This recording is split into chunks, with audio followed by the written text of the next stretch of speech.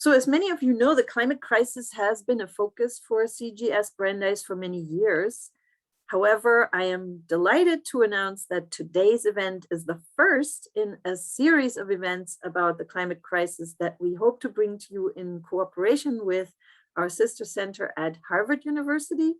And Elaine Papoulias from Harvard is here to welcome you all and say a few words. Hello. Hello. Thank you, Sabine. I'm Elaine Papoulias, the Executive Director of the Minda de Gunsberg Center for European Studies. It's really an honor and a pleasure to cooperate with Sabine and the program on Germany and Europe at Brandeis. We've cooperated on many things in the past, and we're really very excited to collaborate this year specifically on issues of climate, which Sabine is quite an expert on. So we're looking forward very much, Sabine, to the series and specifically to today's lecture and hearing from all of Anya's research and work on issues of climate. For those of you interested in Germany and politics, we do have a seminar next Wednesday at 1 p.m. on the German elections and analyzing the post-Merkel German world. So please check our website for more information. Both that lecture and today's lecture is specifically sponsored by CES's European Politics Seminar. Wonderful. Thank you so much, Elaine. And feel free to put the website in the chat so people can register.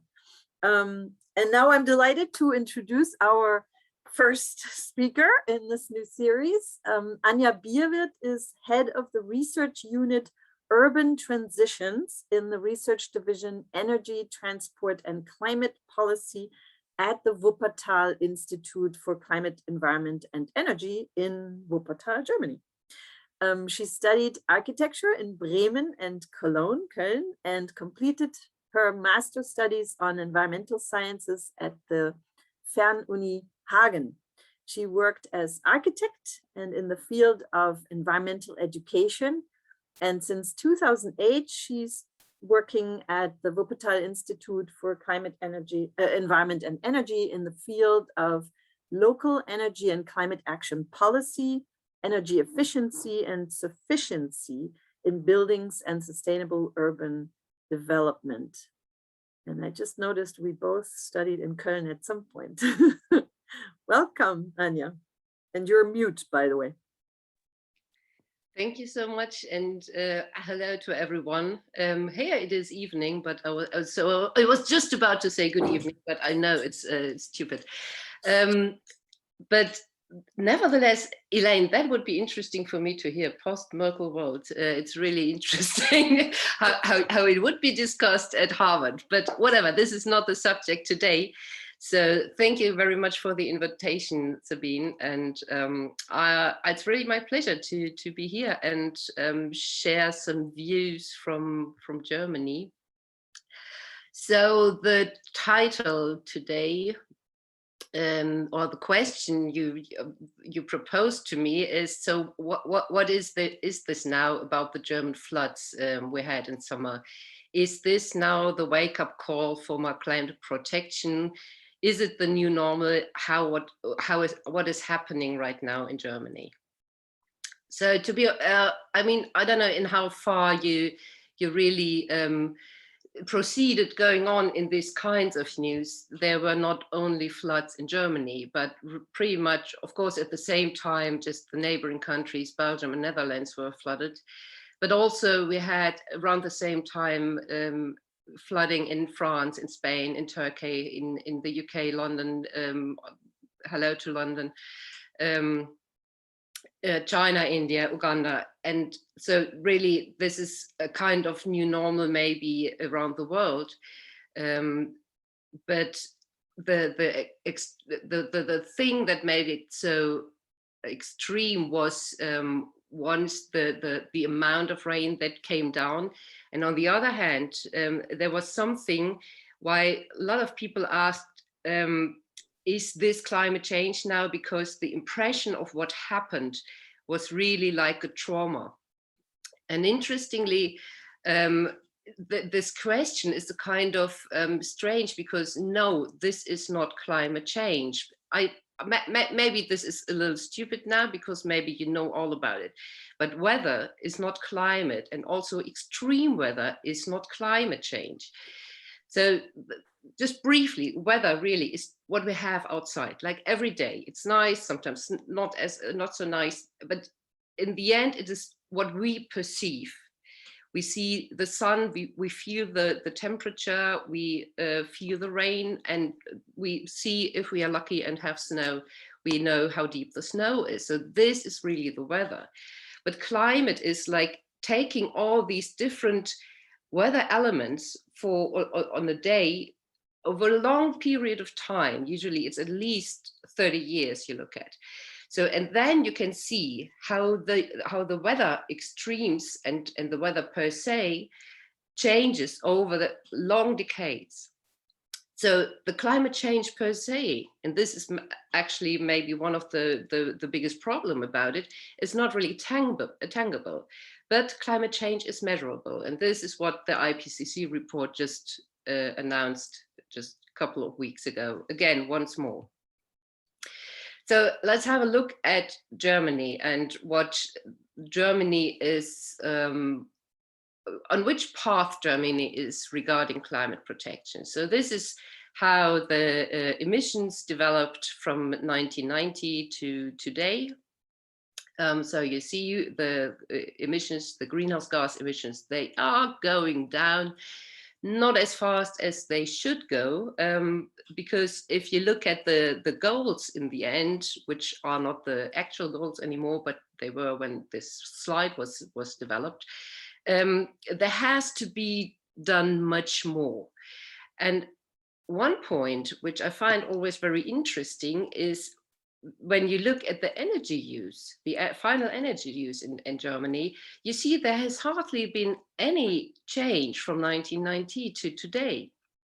So when you think back to the GHG emissions, you see this is pretty much only coming from the change or from fossil fuels to renewables, but it's not really anything coming from the energy savings. Although there are a lot of efficiency measures implemented, although there are a lot of energy saving programs running, but somehow it does not really work. So we have two things actually lacking the emission reduction. On the one hand, we always had, with the goals we had a lack of ambition. The ambition we had for the reduction of greenhouse gas emissions in Germany was not enough to really be compatible to the Paris goal,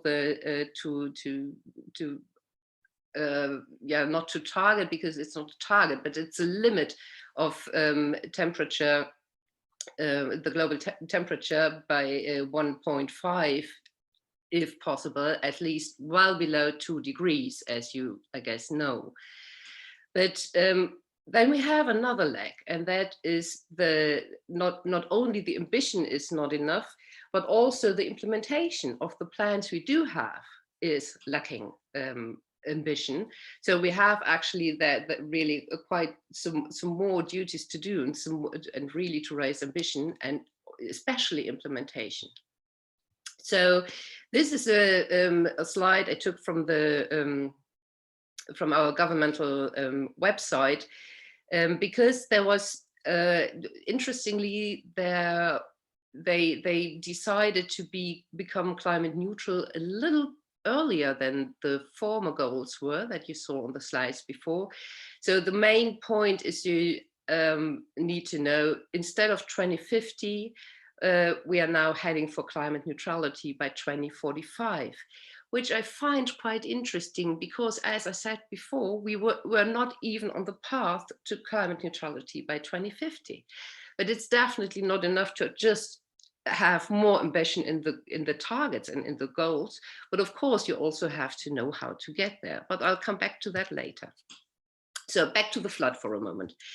It was not only in Germany. One of the countries that are kind of really used to flooding is, as you surely know, is Bangladesh.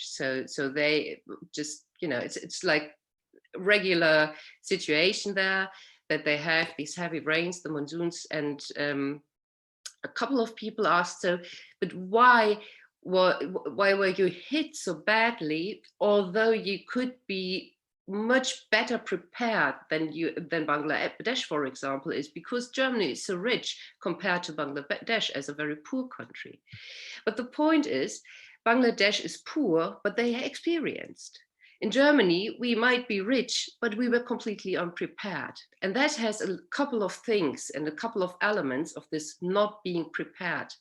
The one thing is that we had an extreme weather, which is what was called a Q100. So it's like only once in 100 years you have these kinds of heavy rains. And on the other hand,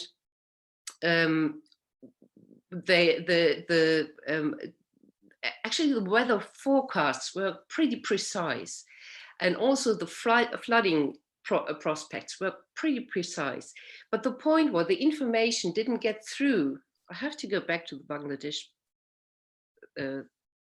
slide, I guess, because what I read about Bangladesh when I was preparing this little talk here, that was interesting, because I read from a professor who worked. He lives in Germany, but he comes from Bangladesh, and he said in Bangladesh it's completely regular part of education at school that you get to know how to behave when the rain forecasts become that and that extreme.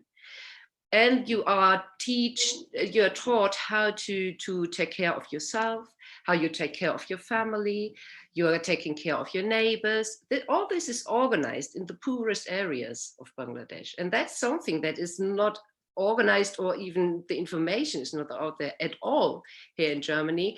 So if there is a neighbor, there are areas where you even don't know your neighbor. So this is really interesting that he said, it's not about the infrastructure that was destroyed. That's also always destroyed, like pretty regularly in Bangladesh.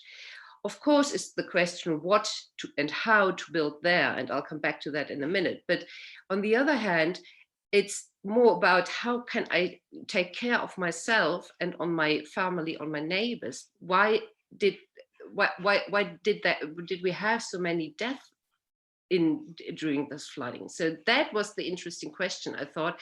And I think the information line was really not well organized. So at some levels there was some information lacking, or they got stuck somewhere.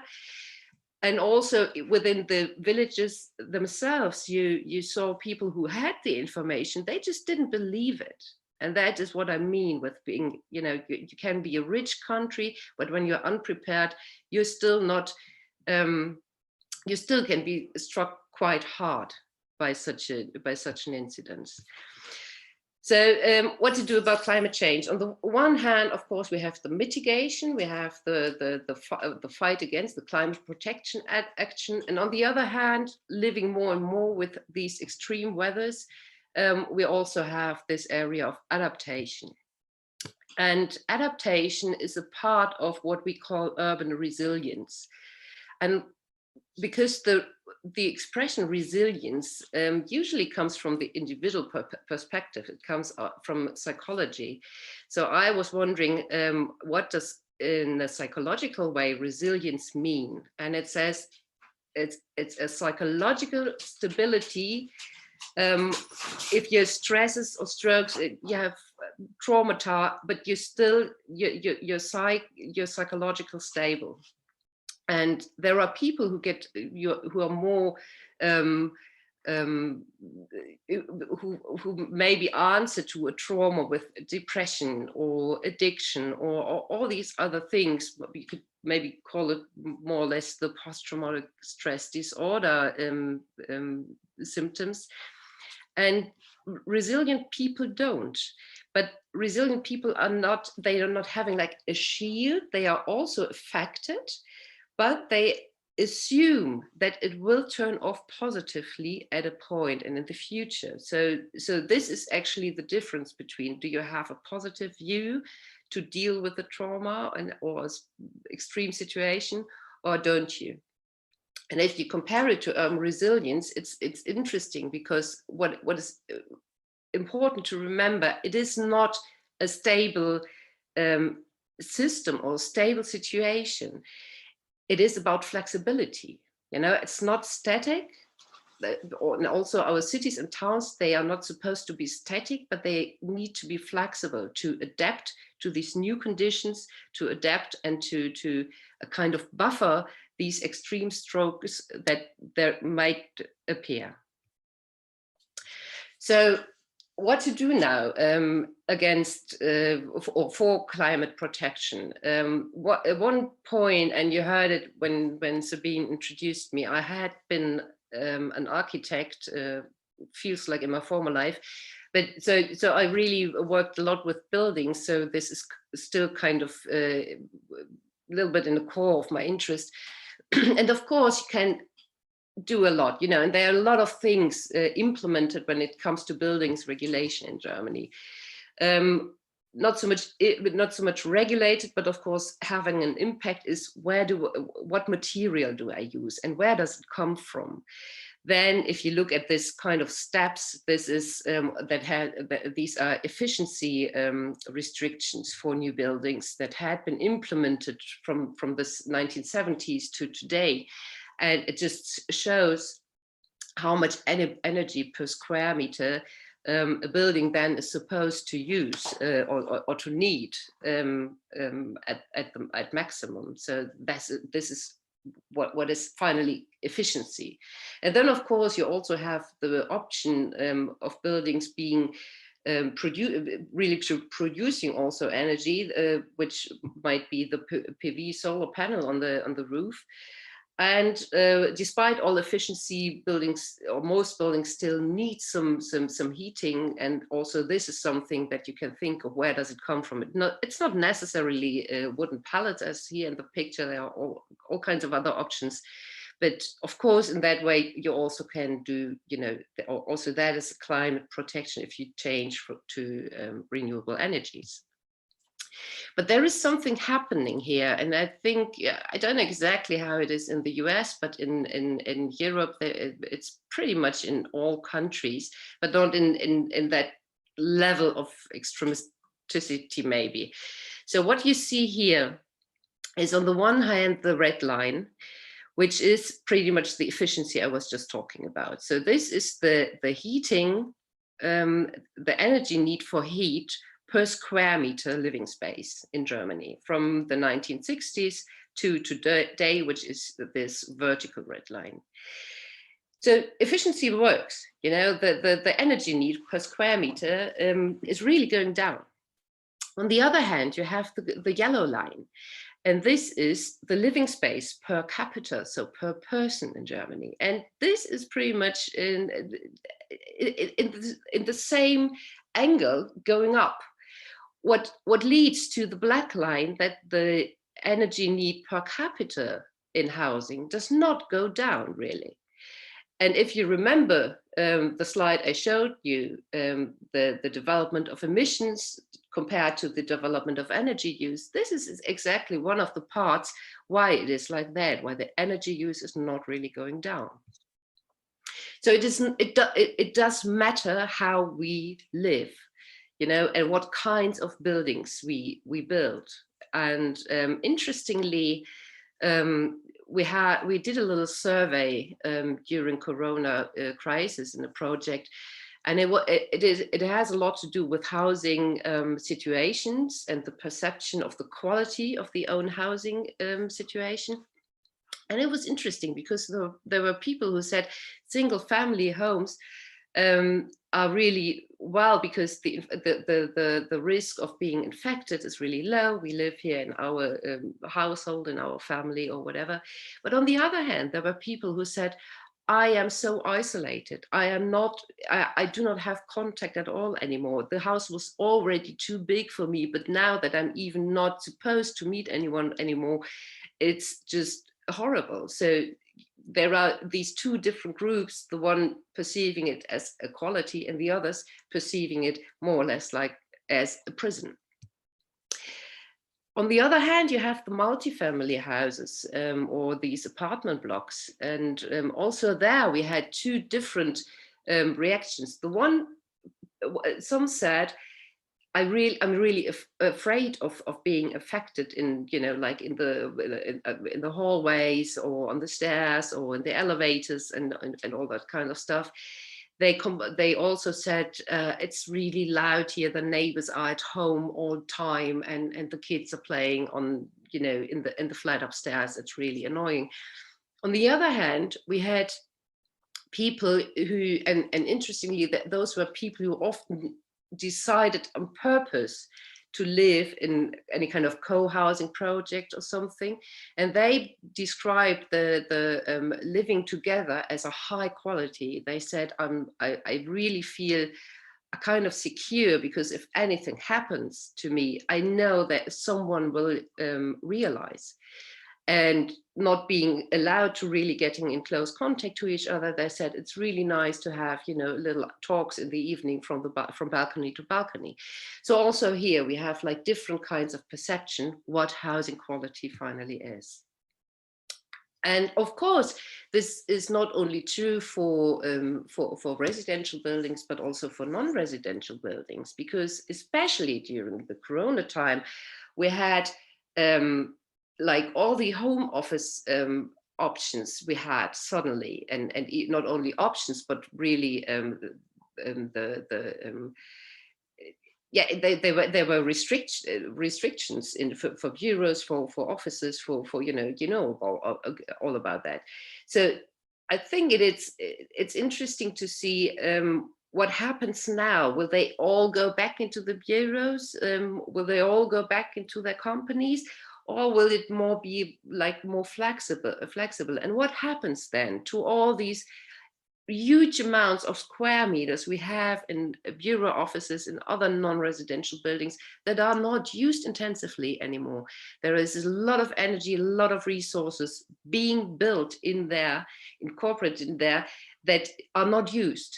So there's definitely something that I'd say maybe some of them will be used in the future again, but I think it makes sense to think now about what will happen and what will I do with those who might not be used again. And the picture on the right side here, viele leere Häuser, viele leere Worte, which means many empty houses, many empty words, that's not from Corona times, but that's from before. And this is not somewhere in a shrinking region where, like people leave to the cities. No, this is Frankfurt Central, a city that is kind of exploding, where really they have like in high increase of people moving in, and they have a really lack of at least affordable housing. And on the other hand, they all already then had like empty bureau buildings, like many stories high, and nothing happening to them. So the question, how intensively do we use what is built already, is a question that is completely neglected so far in our policy making when it comes to climate protection. And this is actually the point, and I'm coming back to it again, why we are not reducing our energy use, though we are reducing our emissions a little bit. And of course, this also is true for transport. The question, in what environment am I living, and am I walking, cycling or something? And it is clear, I think this study that where this graph comes from on the left side, it is from, I don't know, I can't really remember, but it's before 2000, I think. So even then it was clear an attractive environment increases the acceptance of longer walking distances. And what is true for walking is also true for cycling. And walking and cycling are the only modes of transport who really are really close to no emissions.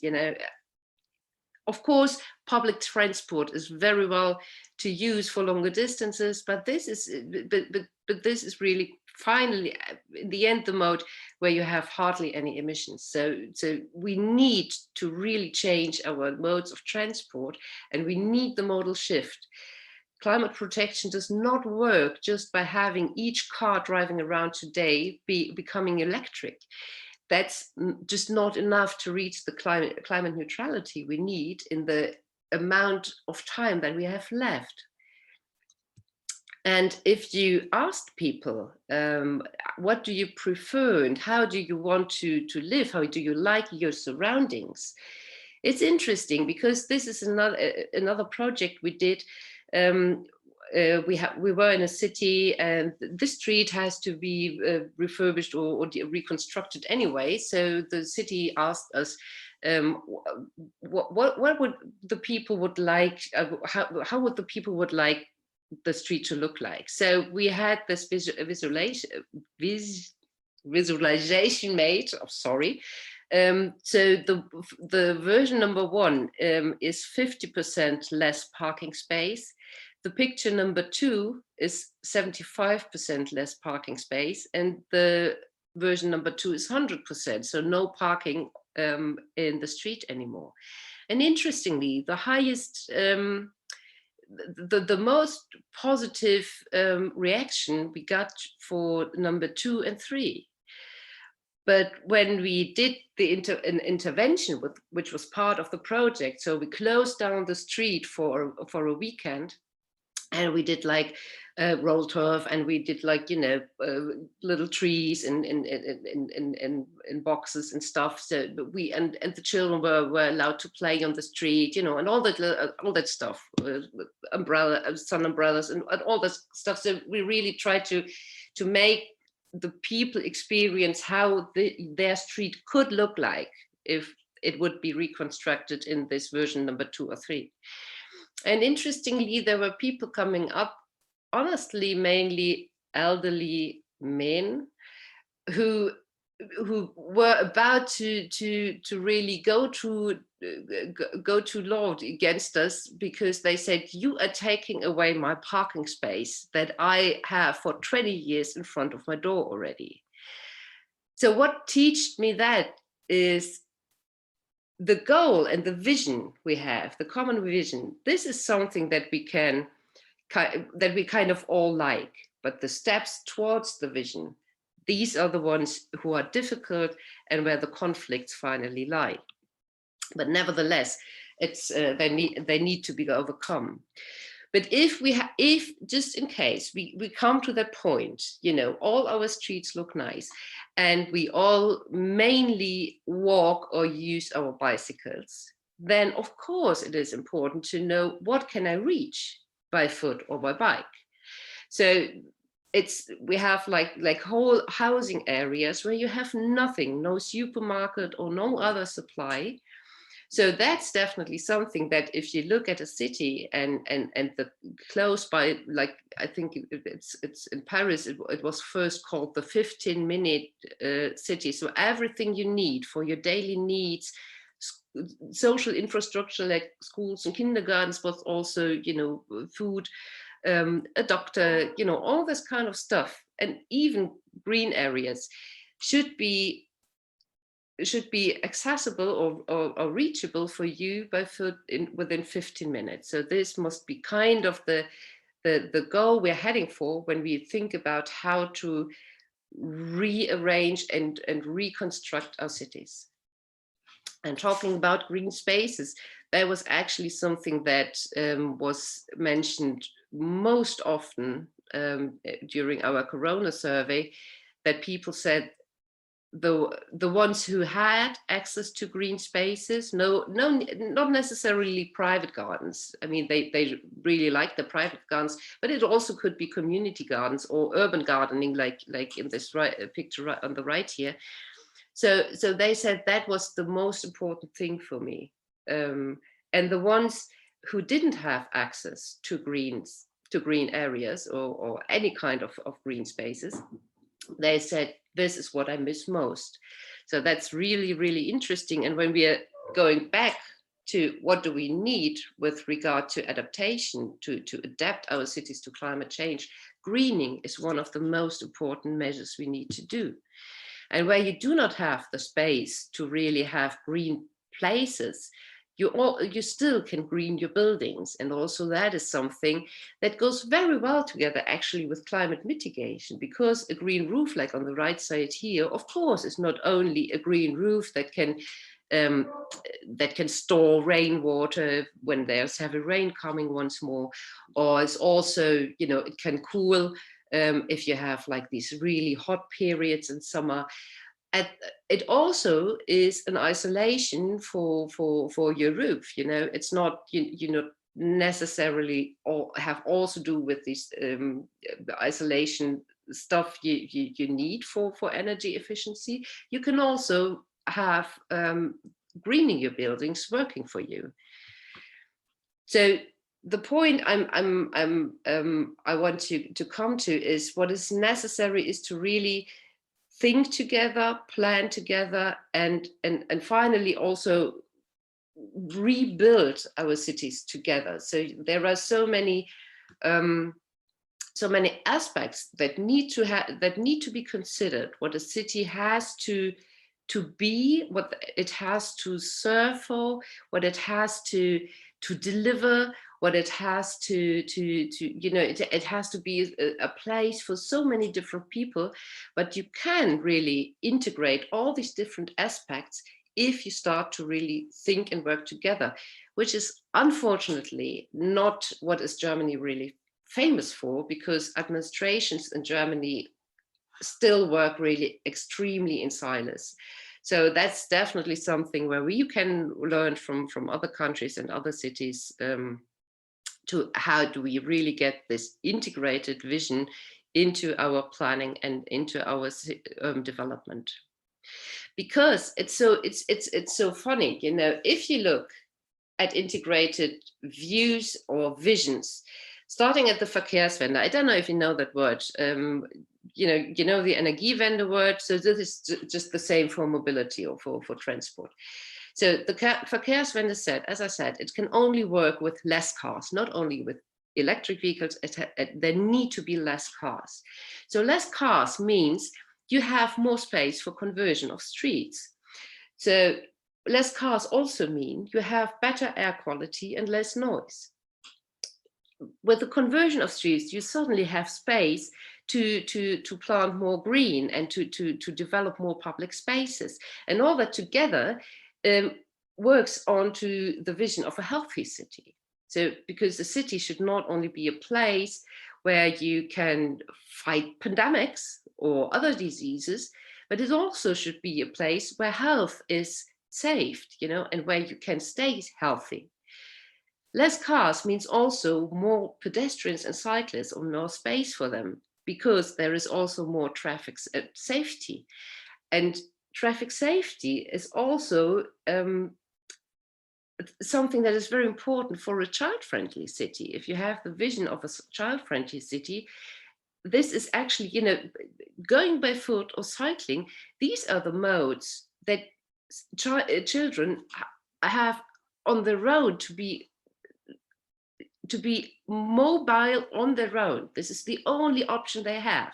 If they do not want to be driven around by mommy or daddy in their cars, all they have as a choice is going by foot or cycle. And of course, putting this all together, more green and public spaces, you easily have the link to the adaptation to climate change in our cities. So if you put this all together, it's a kind of interesting, and I personally, I don't want to argue anymore with a person standing in front of me and saying, but I had my parking space in front of my door for more than 20 years now, and you want to take it away. Because I think this big picture is definitely weighing more than this one person that I would like to ask to walk, for example, 300 meters and have his car parked somewhere else. So if you put it a little bit more in order, you can also say, you can also visualize it like this. If you look at climate protection, you have a lot of land use protection in it. you also have the child-friendly environments, and you have the environmental justice elements. This all sells into the urban public health aspect. And in the middle of it, you have the urban resilience that is kind of automatically coming with it. So know the synergies and use it. That's actually the message I'm really trying to get out there, especially to the cities I work with here in Germany and the administrations. So thank you very much. So, I forgot to change my vielen Dank to English, but thank you anyway. You can say thank you of Deutsch. Thank you so much, Anja. I see that your talk already generated a lot of conversation in the chat, which is great. Clearly, people were inspired and paying attention. So I wanted to ask you if you wouldn't mind using what you just explained to us about resilience and adaptation for the particular region that was hit by the floods. As you know, as far as I understand, the majority of homes that were destroyed by this flood have received help from the government to be rebuilt exactly where they were before. What do you think, as an urban development expert, what should be happening there, and what's your, if you were the mayor of these towns, what would you advise? Well, yeah, you're absolutely right. And even without help from government, the mayors in the villages and in the towns, they were pretty much right. The first thing they did, we need to find new land where the people can rebuild their buildings. And they did not even check if they are kind of, if there's the danger of the next flood, also swamping away that one. So this is, I think this is a kind of systemic pathway we have. So if you do not have houses built new, there is no idea about what is still there. First check what is still there, what can we do from it, etc., etc.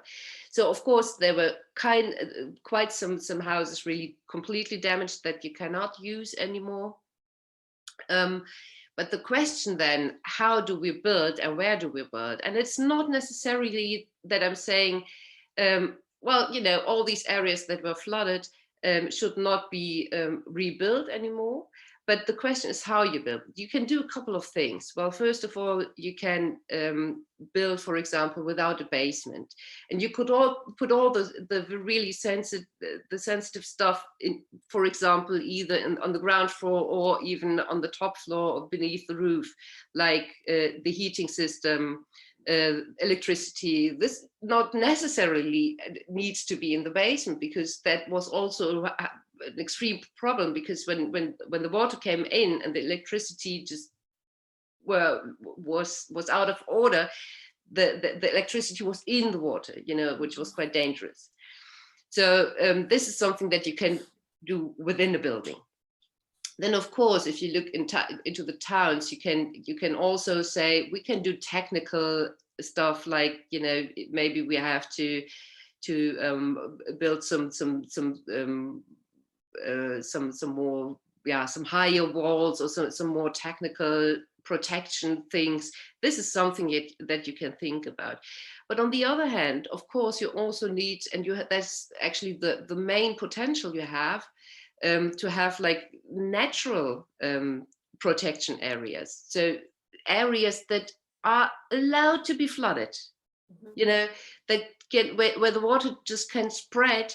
But on the other hand, because it's not only when it comes to, if you live close to a river or something, and the river is like swollen, it's also that our infrastructure is not,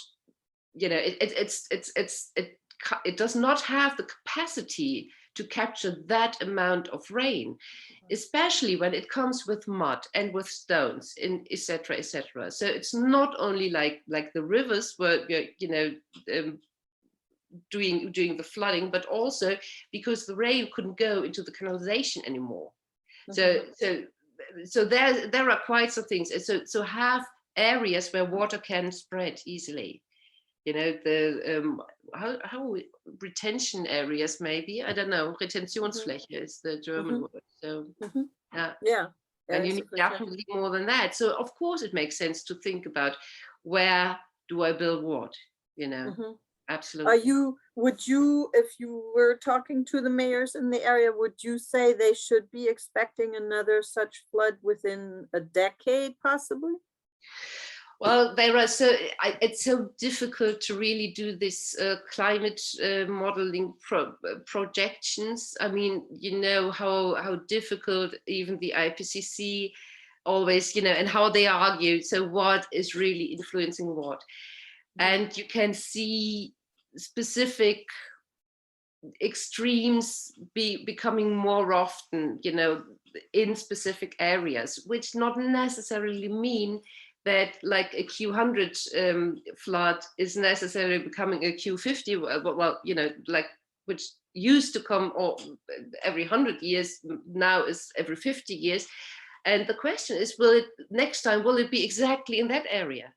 It also could have been like 50 kilometers further away. The specific situation was that it was not only the heavy rain, but there was no movement in the atmosphere. Right. So it just stood, it stood about on this really quite big area, and it was just pouring. Similar to the Hurricane Harvey, I think in Houston, there was a similar phenomenon, that the water just stayed and the weather just didn't move, basically. Yeah, exactly. So, because I live in Cologne, which is not really that far. Cologne was not struck that badly, but we also had like some basements and some subways flooded, but whatever, no comparison to 50 kilometers from here. But it was interesting. I woke up at 5 o'clock in the morning or something, but it's not usually my time. And it was pouring. So I woke up from the sound of the rain, and it didn't stop for the whole day. So around lunch, I thought it did not become more or less, there was no change. It was the same, just an ongoing intensity, an ongoing sound. So around lunchtime, it became a bit scary, but then it still didn't stop. And then next morning, when it finally had stopped, I mean, I don't know when it stopped, at least not in Cologne. And I started walking, and I went outside, and I saw there was a tree falling down in the streets. So not really anything, some bicycles were damaged, but not really houses or people or whatever. But I thought, oh, wow. So there must have been really some, it must have been just I guess the ground was soaking wet. So the tree couldn't, like really keep itself anymore. So, and that was the moment where I thought, I think I should check the news.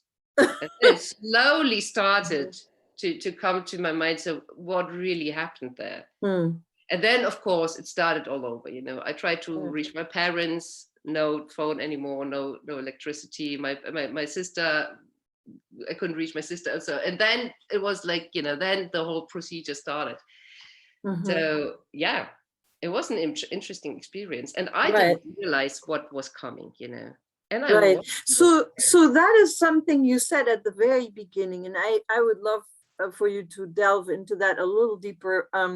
You compared Germany to Bangladesh, and you said Bangladesh is poor but experienced, and Germany is rich and unprepared. Now, given that Germany has been sort of celebrated for its climate policies, and given there's no problem really dramatically with climate denial on politicians' side, which is what we're dealing with here, right?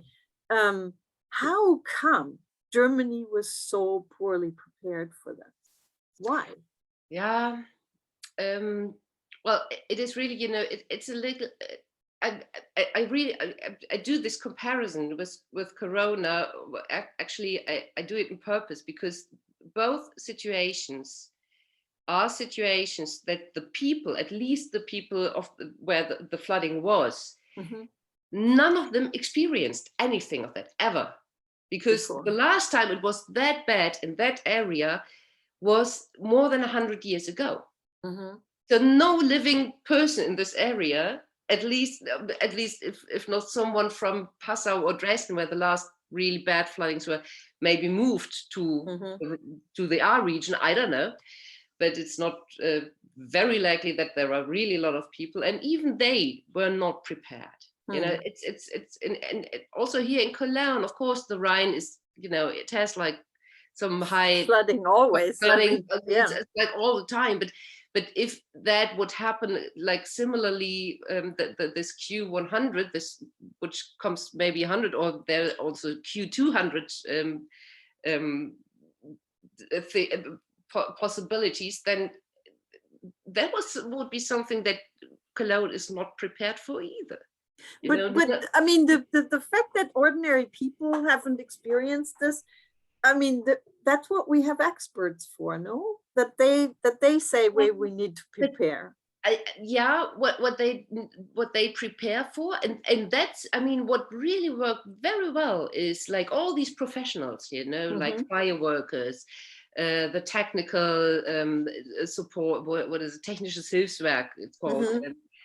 They that functioned perfectly. But on the other hand, what did not work is the information came, I don't know exactly where it started, but maybe from the German weather service. The meteorologists, the meteorologists. And also I heard, there's obviously a European service for that also. And they had this information and that scenario, pretty much exactly that scenario, they had 4 days ahead. So they started to give this information. Then you have this information row. It comes from one, from the top, it goes down, and then it comes to from the government, it goes to the Länder, to the federal states. From the federal states, it goes to the regional administrations. From the regional administration, it goes to the towns and into the countries. So you have all these organizational political levels, and it goes from one level to the other. And at one point, it just needs one person sitting there and say, I don't believe that. It's not going to be that bad. Because they have never experienced it. Right. So, and that is something that happened, and not only once in that area, that people were sitting there, not processing the information properly, because they were, I don't believe that. That can't be. So there was one thing. And then the other thing is there were people getting this information. So they were supposed, be prepared.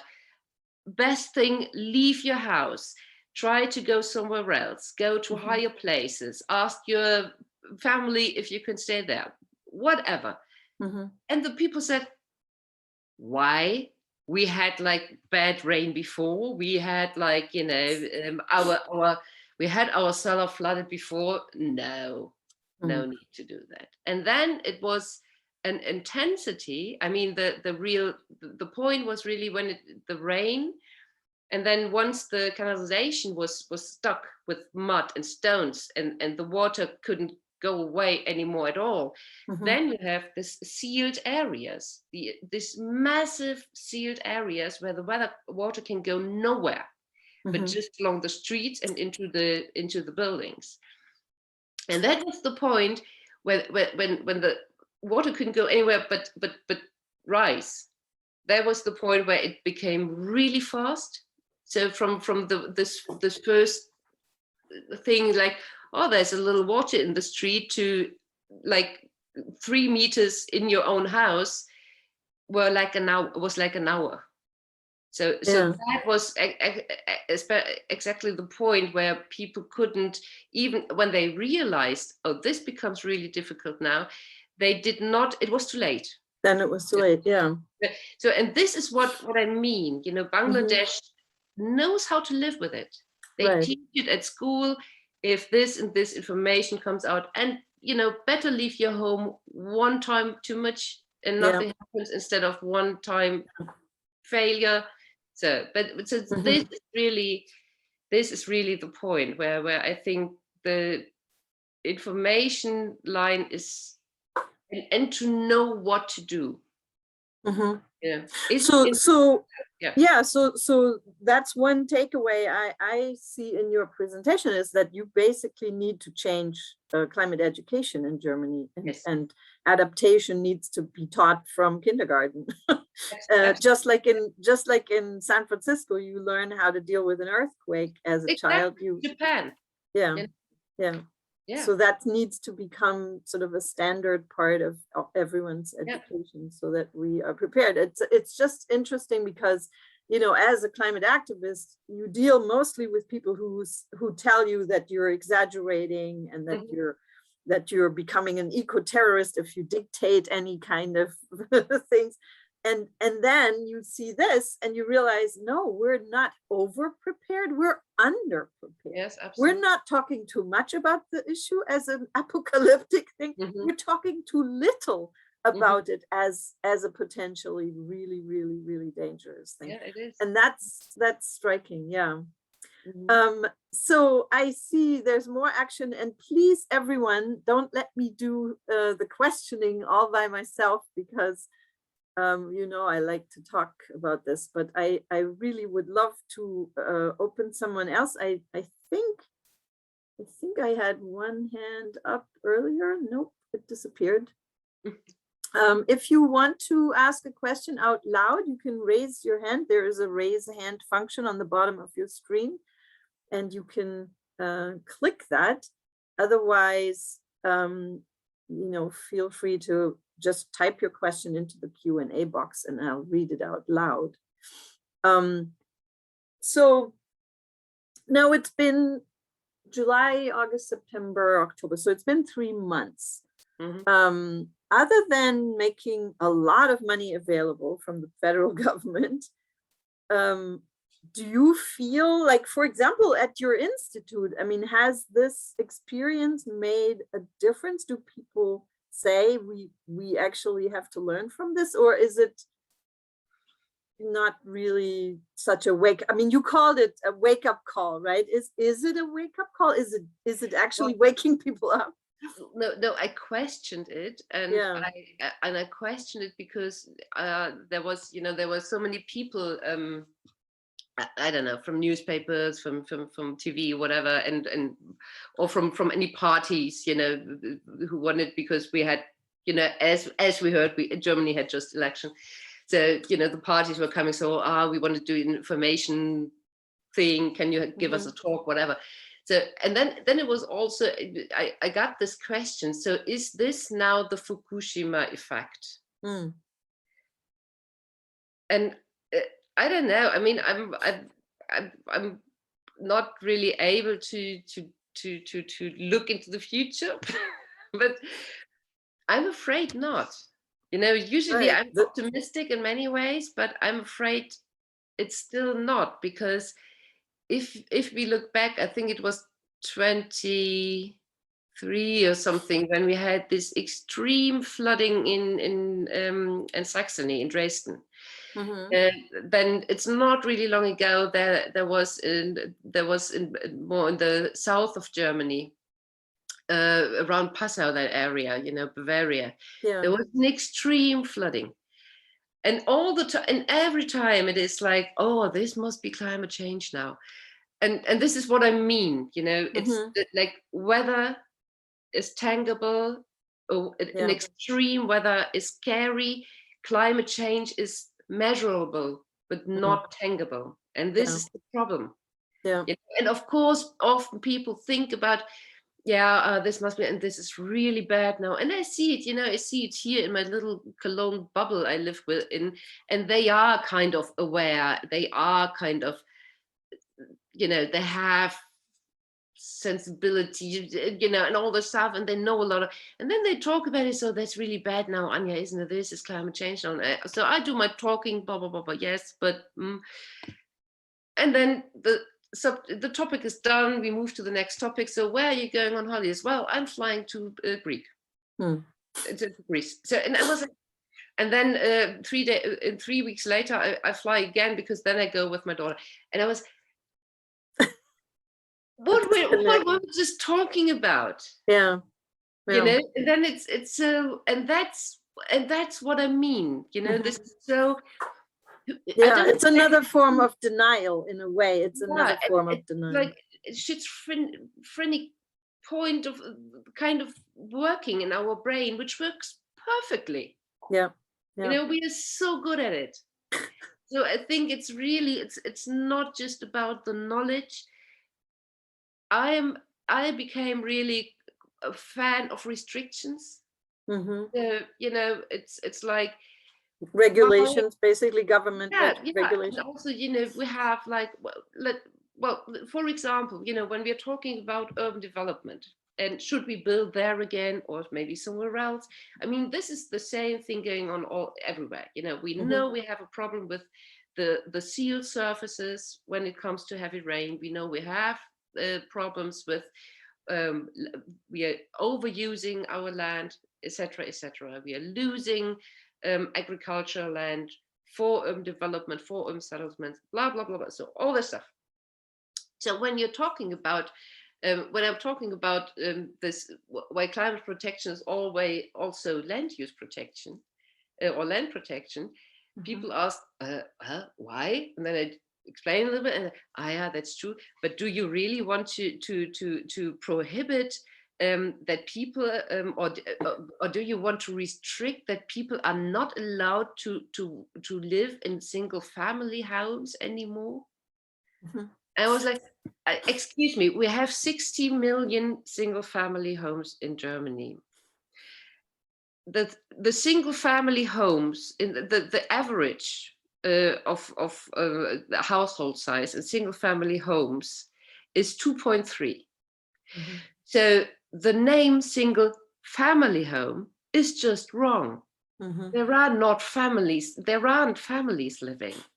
So we have enough single family homes. We have 20 to 30% of the elderlies who live in a big part of these family homes, who would like to move out to an elderly, like barrier-free apartment or something, which we do not build because everybody said no, but people want single family homes. So this is like the logic behind it is really difficult to get through. Yeah. And when they say it's restriction, I say no, but there are so many people out there who are looking for something else. Why do not develop that offer, and have like single family homes, family flats? They could be there on the market. Yeah. So it's basically, you're saying the society has changed, and the built environment has to adapt to a changed society. I want to bring in a question here. There's two questions. The first one: will the state or federal government allow the rebuilt houses and commercial buildings to use natural gas for heating again, given that obviously gas is fossil fuel? Yeah, they will. We are not yet there. Yeah, I mean, there is for oil heating is restricted from, I'm pretty sure from 2023, but only for new implementation, and gas even later. But then it also depends on the efficiency of the heating system. Yes, of course. Yeah, so there's still, I mean, I even heard Annalena Baerbock talk about gas as a bridge, which really surprised me. Yeah. And then there's another question. Do you have any suggestion how to encourage governments to adapt a mentality that city planning and green places are not an alternative option, but the real need for healthy citizens? How do you encourage governments? Do you Yeah. speak to governments? I speak to everyone again. I get no, to governments, to local politicians, to administrations, to our federal state people, yeah, wherever it's to European Parliament people, but it's all everywhere actually really the same. And I think one, my impression is that one one big mistake or one mindset that kind of went wrong somewhere in the past is that politicians, administrations, governments, they always look for the one solution, the best solution, the technology that will save us all. They are really kind of very single measure focused. And the redevelopment of cities is, there is no single solution. You know, if you look at the city, if you have like these very small scale heat maps, so where are the heat islands in the cities? You can see them. We have the data. You just have to do with it something. It's not like we have to green the whole city. There are parts in the city that are perfectly green. You know, these are and the perfectly green areas are rather the areas where we should think about the Verkehrswende. So because there are usually the homes that do not have one car or two car, but maybe 3 or 4 cars. So you know, and they live on the most floor area per person. So the nice and green areas in the city, there live the high consumer people. Yeah. And in the areas where greening is really needed due to heat island effects or to floodings, this is where the poorest people live, maybe with the big 6-row road in front of their door, not being able to pay for a car, so they do not have any use from the street in front of the door. And they do not have access to any green spaces, you know, no direct access to a park, let's say within 10 minutes walk or something. And if they have access to a public space, it's usually of very low quality and sometimes maybe dangerous. So, you know, these are the two phases of a city and everything else in between. Yeah. So if you want to redesign cities and rebuild cities, you have to look very closely where you are at, you know, and there is no single solution for these very different parts of a city. But what you are highlighting is precisely that climate justice is an absolutely integral, or must be a core element of the solution, right? That this is about justice. And it's fascinating to me that we basically should bring Bangladeshi teachers to Germany to train German kids how to deal with, and German architects and everyone, how to become more resilient in the face of climate change, which, you know, that just, it's sort of an interesting irony, given that Bangladesh has done the least to contribute to the crisis and is facing the harshest consequences, whereas the Germans are, of course, among the highest per capita emitters. So I could continue to ask you, but I feel almost like I'm putting you through the examination here by throwing questions at you. I had one thing that someone raised earlier in the chat that you may want to mention just a little bit, and that is the need for access for people who are disabled. So if someone cannot bike or walk, right, then they do need to have a car in front of their house or some form of transportation that is accessible to them. And I read that one person wrote that the images that you showed of the nicely decarred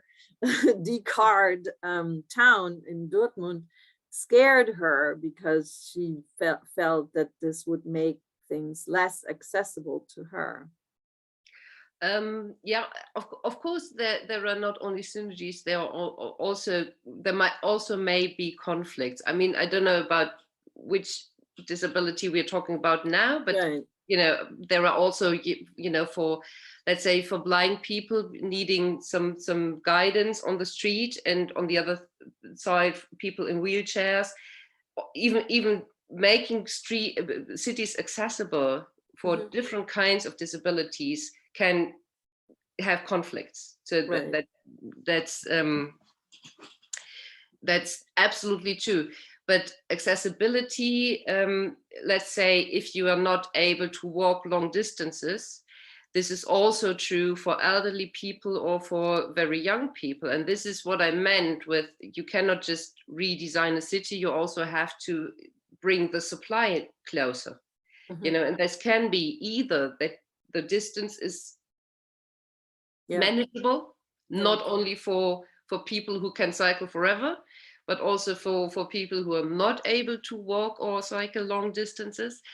And the other point is that, of course, I think the most drastic scenario some of my colleagues did was like that there is 10% of car traffic left in the city of Wuppertal. Mhm. So there will be police, there will be fire workers, there will be a little bit of handcraft and delivery stuff. And Mhm. of course, there will be taxis or any kind of other shared mobility options. Yeah. So this is definitely something that is there for everyone. Mhm. Still, this mode for car mobility is there as a mode, but not as a private car possession Right. anymore. But more a shared version. Yeah. Yeah. As someone who grew up in Langeoog, on the North Sea, an island that has never had cars, where people who can't walk simply have these little electric wheelchairs where they can Yeah. navigate the streets. It works. It works just fine. And my 4-year-old could go shopping by himself Yeah. because it was safe. Exactly.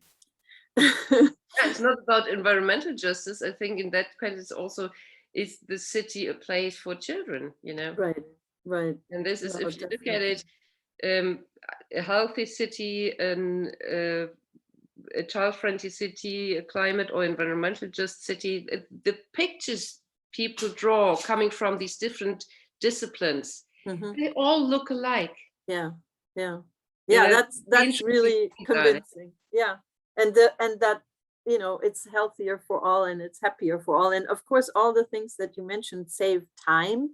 If parents don't have to drive their kids around because they can just walk somewhere or bike somewhere, that also means people have more time for the things they want to do, and Mhm. that reduces stress, right? So It gives self-confidence to the children, right, being, right, yeah, so we know all that. yeah, It's all there. yeah, yeah. There's We only just have to do it. I'm just really trying to link these dots. This is why there was a governmental session on children and juvenile health things. Also, children, juvenile good environments, living environments, something like that. Invited me, and I was kind of astonished why they invited me, because I work on climate change and development and not on children. I'm not working with children or other young people. But then I thought it's such a chance, to also link to that, to these activists. There are also Right, activists out there. right. then I was invited to talk in a European session on healthy living environments. So I thought, yes, of course I'm doing. And after me, there was a professor from the University of Milano working in urban public health. He was an architect, and as an architect, like they always do, he also had this nice visualizations how a healthy city looks like, blah blah blah. And I thought, if I turn off the tone and I start talking, and I'm doing my climate change and adaptation talk, it will be exactly the same pictures. Yeah. And that's what I mean, you know, there are so many synergies. And when it comes to detail, it becomes, there come the conflicts, and there come the you know, then you have to decide, am I doing it this or that way? But in the end, as long as you see this vision in front of you, you know where you have to go to, and it makes sense from so many perspectives, Right. then you'll find a way through there, I guess. I'm hoping we have lots of future urban planners among us here who will take your word and run with it. And I'm going to conclude our conversation. I'm really grateful that you gave us your time, especially since it's evening in Germany. And I hope we can do this again. And I hope that you get a chance to speak to the new government in Germany and change their mind on how this needs to be done. Anyway,